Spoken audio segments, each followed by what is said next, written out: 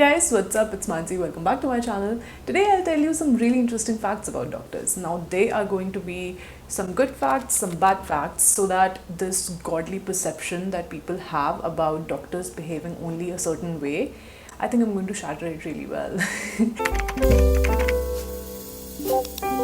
The first thing that I think people don't realize about us doctors is that we are very possessive of the knowledge that we have. So if a patient comes to us and they say that this is the problem that I have, doctor, and I know that this medicine will work, so just give me the medicine.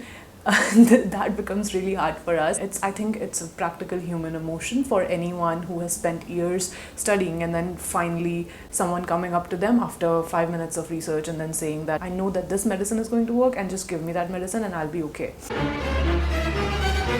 This is a very tricky situation, and I think people don't really know that we don't like that. How do you know this? That's what I do. I drink and I know things.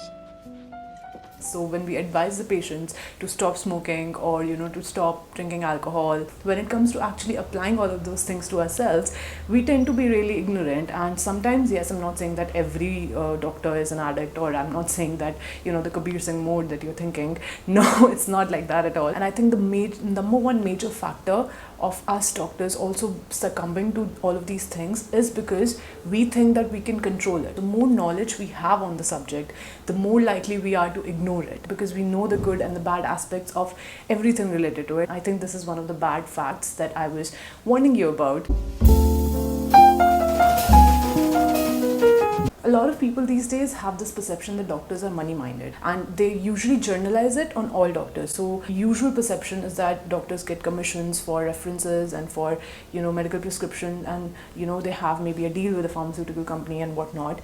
I think people forget that the main goal doctor has is to treat the patient. We are not looking to harm anybody. No doctor wants to actually harm the patient. Yes, there are some bad apples in the tree, but you cannot generalize it and apply it to all doctors and think that it's pointless to go to a doctor because they'll always recommend you something wrong. They think that maybe they'll order tests that are not actually needed. I don't think that every doctor has the intention of going for all of those things. Yes, some people are money-minded. Some people do go for those ruthless activities which are not really necessary. It becomes hard for the good ones to convince people that not every doctor has to be bad, not every doctor has to be the same money-minded goon who's only looking to make money off of patients or rip money off of people. I don't want to address all the violence and everything that also goes on against doctors these days. It becomes really hard for us to keep going on with our profession and the professional setting that we work in. All of these things become really hard for us to cope sometimes. That sort of thing I think affects us personally and professionally, of why we got into the profession and the people not perceiving us like we want to be perceived. So modern physicians, they strive to go for evidence-based medicine, where everything that we do is driven by the research that has gone on through years, and then we reach to the conclusion that this is the treatment option that we're going to go for. It becomes hard for us to take the high road when after years of training we have to defend our practices against complementary medicine. So that sort of thing is, I think, very common. I think another problem is that usually these complementary medicine practices and the allopathic medicine, they are very much pitted against each other. It's like either you go for allopathy or you go for any other medicine practices. I think if someone understands the benefits of both, and both have some benefits, both have some drawbacks, with complementary medicine it becomes hard for us to really be comfortable with accepting that as a mode of treatment for any patient.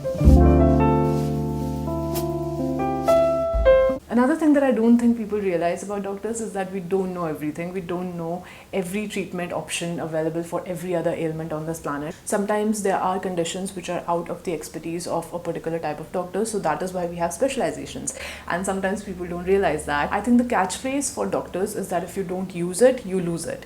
Because there is so much syllabus, because there is so many things that you can know about the human body, it's impossible to remember all of these. Consider the fact that we have studied the human body for 5 years consecutively, and then after that we are also specializing for 3 years only for a particular part. We are studying the management strategies, and when you think about it from that perspective, it becomes clear that for us to remember every little thing is